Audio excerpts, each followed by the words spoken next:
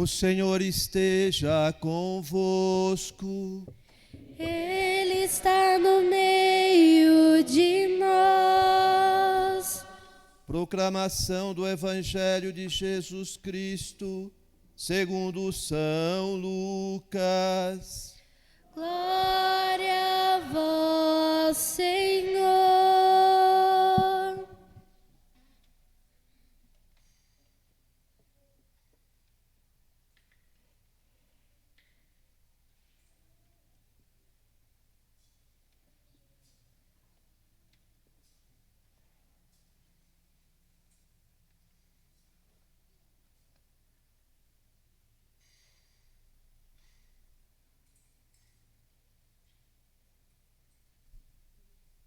Naquele tempo, Jesus contou aos escribas e fariseus esta parábola: se um de vós tem 100 ovelhas e perde uma, não deixa as 99 no deserto e vai atrás daquela que se perdeu até encontrá-la?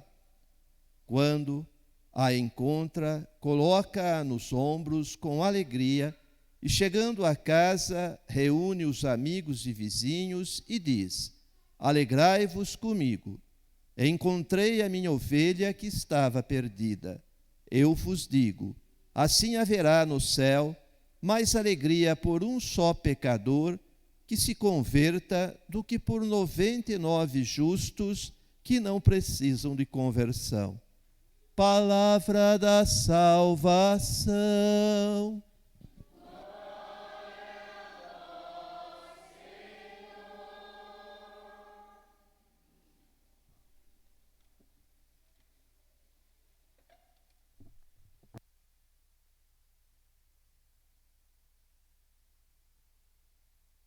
Que as palavras do Santo Evangelho perdoem os nossos pecados. Podem sentar um pouquinho.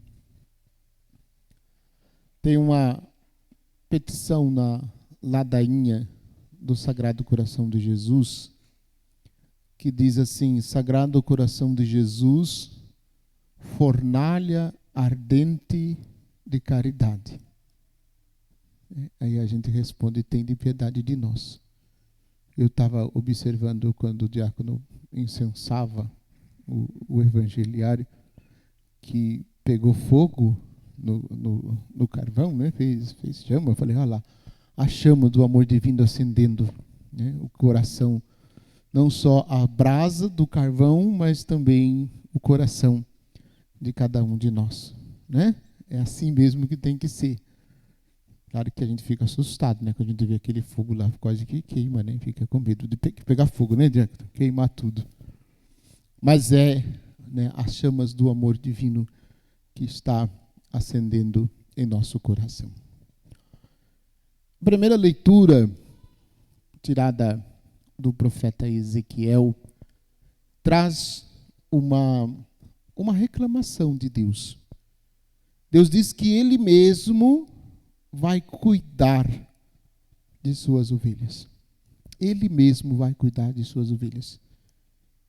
E aí gostaria que a gente aprofundasse um pouquinho olhando em quais momentos da história da salvação Deus mesmo cuidou do seu povo e, portanto, das suas ovelhas. Eu separei 5 para a gente meditar. Primeiro, o próprio fato da criação. Para que Deus criou todas as coisas que existem? Por que Deus criou? Vamos mudar a pergunta. Para quem Deus criou tudo que existe? Deus criou pensando em quem quando Ele criou todas as coisas?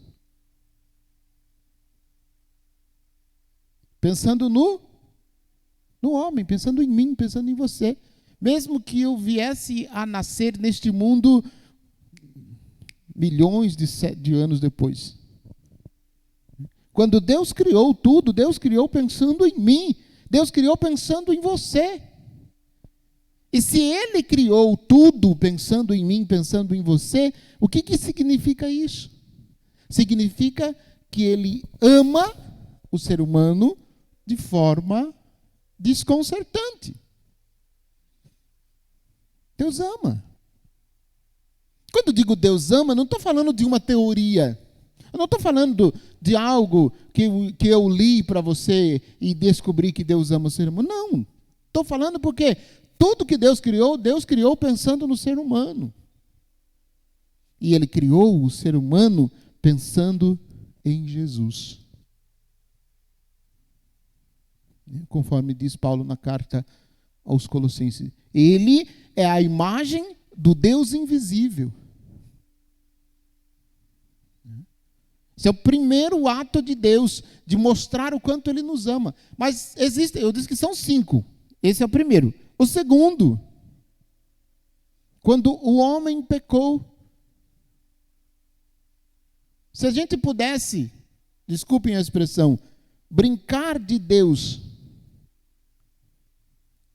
por alguns instantes, tendo criado tudo para o ser humano e tendo o ser humano pecado, o que a gente faria se a gente fosse Deus? Brinquemos de Deus por 1 minuto só. Depois que o homem pecou, o que a gente faria se fosse nós no lugar de Deus? Não precisa nem dizer que eu já li o que vocês falaram, sem dizer. No silêncio de vocês eu já sei o que vocês falaram. Quer pecar? Então agora que se vire também, não quero mais nem saber de você. Virava as costas e deixava que arcasses com a responsabilidade dos seus atos. Não quis pecar, não quis obedecer à serpente, agora que lute. Mas não.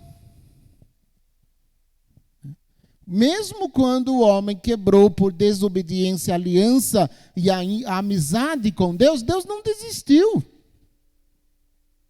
Deus deu ao homem uma nova chance, uma nova oportunidade. E quem daria uma nova chance ao homem, a não ser alguém que o amasse profundamente? Ninguém daria. Somente quem amasse profundamente. E por isso Deus deu uma chance. E qual foi a segunda chance que Deus deu? Deus enviou os profetas. Deus enviou os profetas. E muitos vieram, foram rejeitados, não foram aceitos, foram criticados. Não escutaram, o povo não escutou os profetas. É claro que nos profetas a gente já deu um salto, né? Sem contar dos patriarcas, sem contar dos reis, sem contar dos juízes, e depois dos profetas. Chances que Deus foi dando. Chances que Deus foi dando. Depois, o terceiro momento, o momento mais bonito e mais significativo. O que mostra que Deus não desistiu de cuidar, que Deus mesmo está cuidando do seu povo, está cuidando com amor. O mistério da encarnação. Deus se fez homem. Deus se fez homem. Ele poderia ter deixado o ser humano que arcasse com as consequências dos seus atos, mas não, ele se fez homem. E ao fazer-se homem, ele resgatou o que ele mesmo tinha previsto para o ser humano lá na criação. Ele resgatou o que o ser humano tinha perdido por conta do pecado. Ele resgatou o que o ser humano não quis saber de obedecer por ordem, quando os profetas falaram, quando os reis falaram, quando os juízes falaram. Deus resgatou aquilo que o homem não quis viver por livre escolha e por sua livre opção de viver sem Deus. Ele se fez um de nós. Ele veio morar no meio de nós, assumiu a nossa natureza, e não existe gesto de amor de Deus mais profundo do que esse. Ele conviveu conosco, convive conosco. E eu posso usar até no futuro, conviverá conosco. Porque Ele nos ama. A ponto de o que o Senhor contou no Evangelho. Se um de vós tem 100 ovelhas, perde uma, não deixa as 99 no deserto e vai atrás daquela que se perdeu até encontrá-la? Se você fosse esse pastor aqui descrito no Evangelho, o que você ia fazer? Porque olha só o risco. Se você deixa 99 ovelhas no deserto, você está colocando 99 ovelhas em risco. E será que uma ovelha valeria o risco de 99? Já que tem 99, uma só que se perdeu, deixa lá. 99, eu tenho 99, vou me preocupar com uma que se perdeu? Olha o quanto ele ama e ele vai. Não é que ele deixou as 99 em perigo, correndo risco, não. É que para ele, a conta dele, 1 é igual a 99.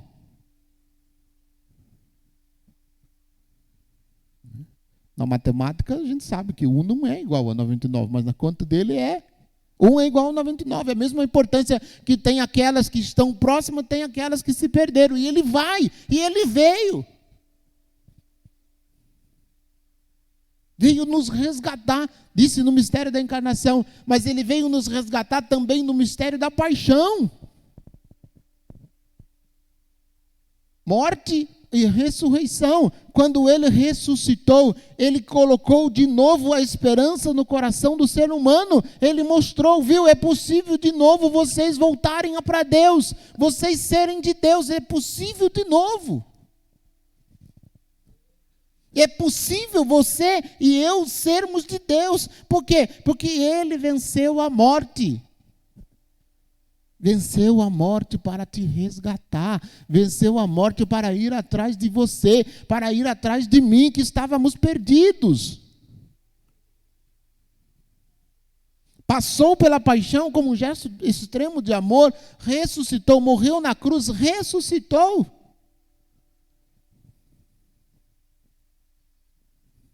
Eu disse 5, né? Foram quantos?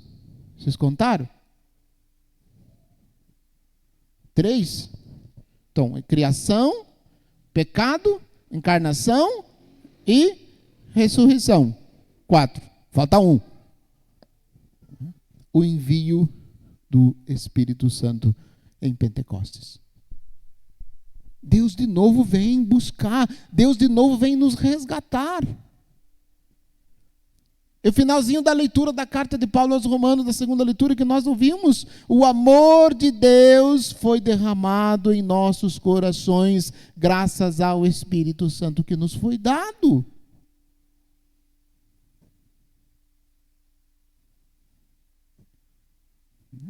Para nos resgatar. Quantas vezes você passou diante do espelho e viu Jesus em você? Eu digo, viu Jesus no espelho? Alguma vez você fez isso ou não? Você olhou para o espelho e viu Jesus lá ou não?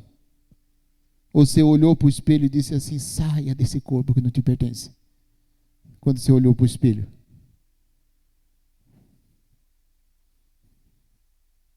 Às vezes, a gente se perde em tanta coisa e a gente esquece de olhar para a gente e ver na gente a imagem de Jesus. Nós somos a imagem de Jesus.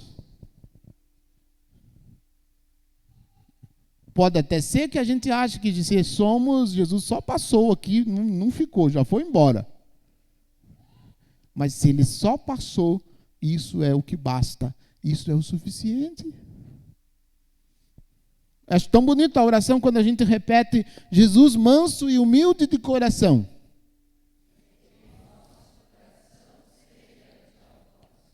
Nós pedimos que sejamos semelhantes a Jesus. E às vezes a gente olha para a gente e fala assim, Jesus do céu, o Senhor passou aqui, mas já saiu correndo. E está tão crítica a situação que nem o Senhor quis ficar. Foi embora. Só passou. Mas no Espírito dele, na potência do Espírito que nos foi dado, nós podemos cada dia de novo pedir a Jesus a graça de sermos parecidos com ele. Senhor, eu ainda não tenho um coração semelhante ao seu. Eu ainda não sou manso. Eu ainda não sou santo. Eu ainda não amo como deveria amar. Eu ainda não compreendi a profundidade desse amor. Mas, Senhor, ensina-me, ajuda-me. Eu quero amar. Amar também aqueles que pisam no meu pé. Amar também aqueles que pisam no meu calo.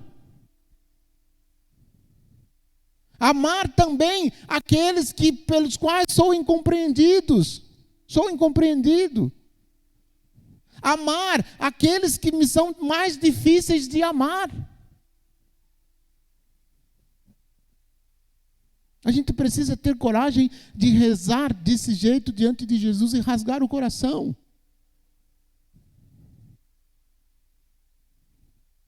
Porque, às vezes, a gente tem uma série de rusgas com as outras pessoas e a gente, quando reza, reza tranquilamente. Jesus, manso e humilde de coração, fazei o meu coração semelhante ao vosso. Dai-me um coração semelhante ao seu. Mas Jesus pede para amar aquela pessoa chata. Eu não quero amar. Mas Jesus pede para perdoar aquele abençoado que falou mal de mim. Jesus pede para amar aquele abençoado que fez calúnia de mim. Eu não quero. Porque é mais fácil amar somente aqueles que...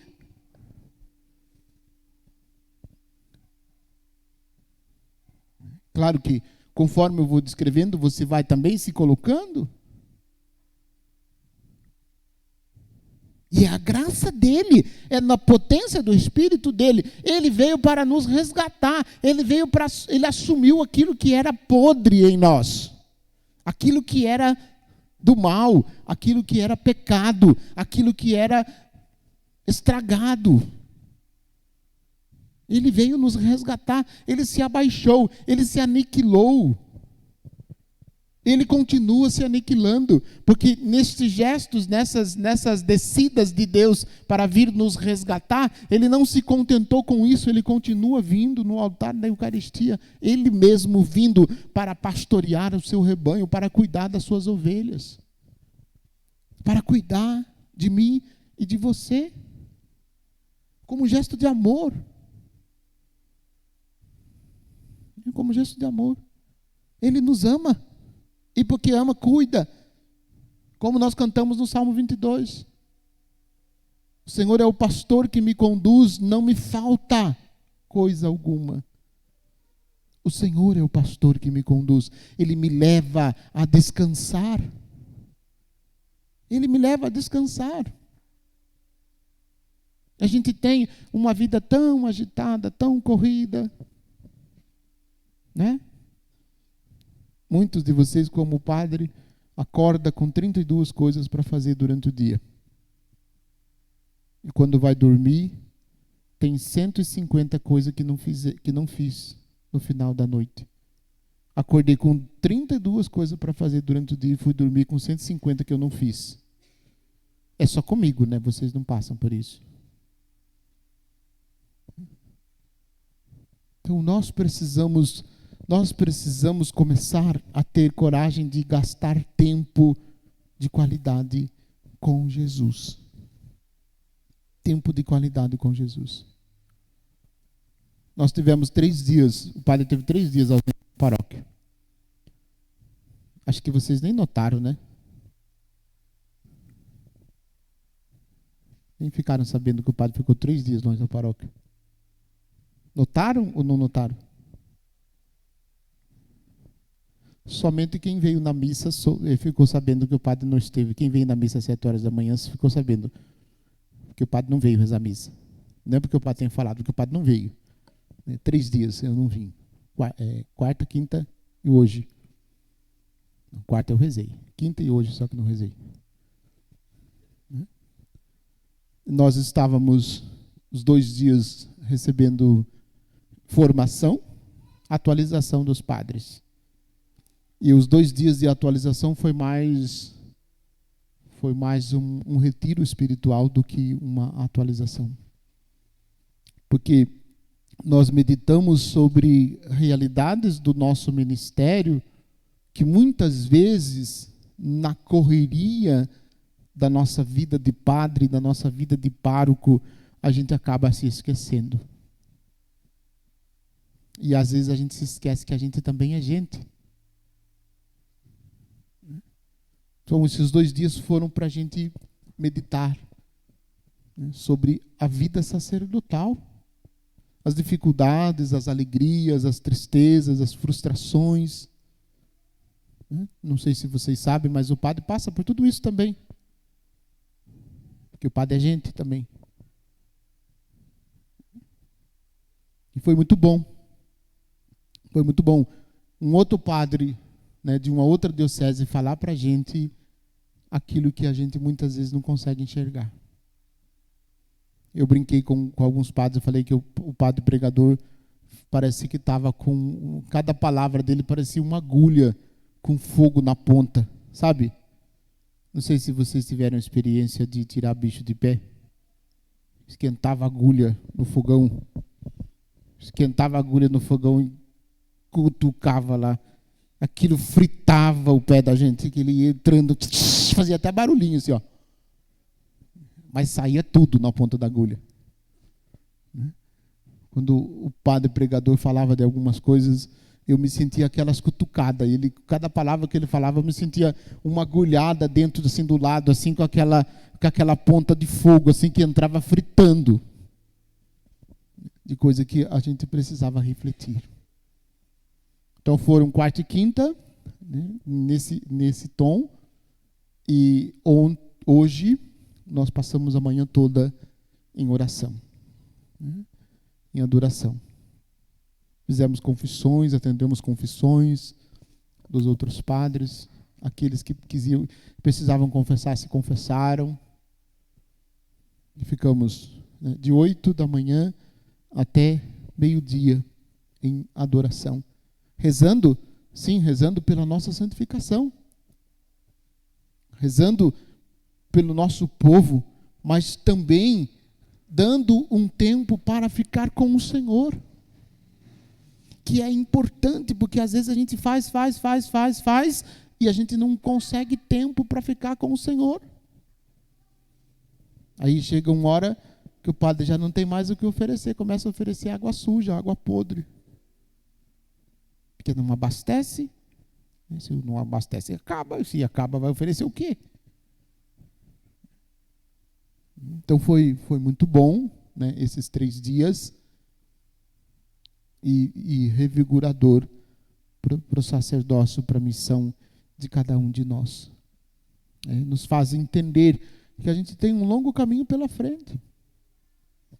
E nós somos, nas nossas limitações e nos nossos pecados, nós somos a mão de Deus estendida para o seu povo, para cuidar da ovelha, machucada, ferida, afastada, distante, para sermos presença dele, manifestando o amor dele para com o povo.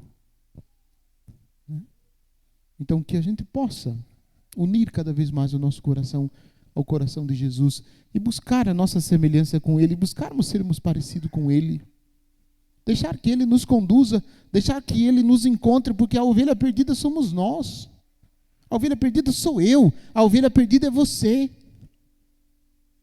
E não importa em que situação você esteja, não importa em que situação nós nos encontramos agora, ele veio, ele desceu, ele saiu de si e veio ao nosso encontro para nos resgatar, para nos levar para Deus, porque nós de Deus saímos e de Deus para Deus nós voltaremos. Nós pertencemos a Deus. E porque pertencemos a Deus, o mundo não nos deixa tranquilo, porque o mundo nos quer arrancar de Deus. E quando digo mundo, eu estou dizendo por detrás do mundo o inimigo da natureza humana, porque não é o mundo, é o inimigo da natureza humana que não nos quer perto de Deus. E você sabe disso melhor do que eu. Então busquemos. Deixemos que a chamas do amor divino inflame o nosso coração. A fornalha ardente de caridade inflame o nosso coração, para que a gente possa amá-lo profundamente. Amá-lo, como a gente reza na oração da igreja, acendei neles o fogo do vosso amor. E é no espírito dele que a gente vai conseguir isso. Se não for no espírito dele, a gente não consegue. A gente não é forte o suficiente. A gente não é forte o bastante. Nós não somos. Sem Deus, nós não somos nada. A gente vai deixando Deus de lado, a gente vai assumindo posturas, às vezes, esquisitas, estranhas, mas tudo porque nós estamos distante. E quanto mais distante de Deus, mais desumanos nós somos.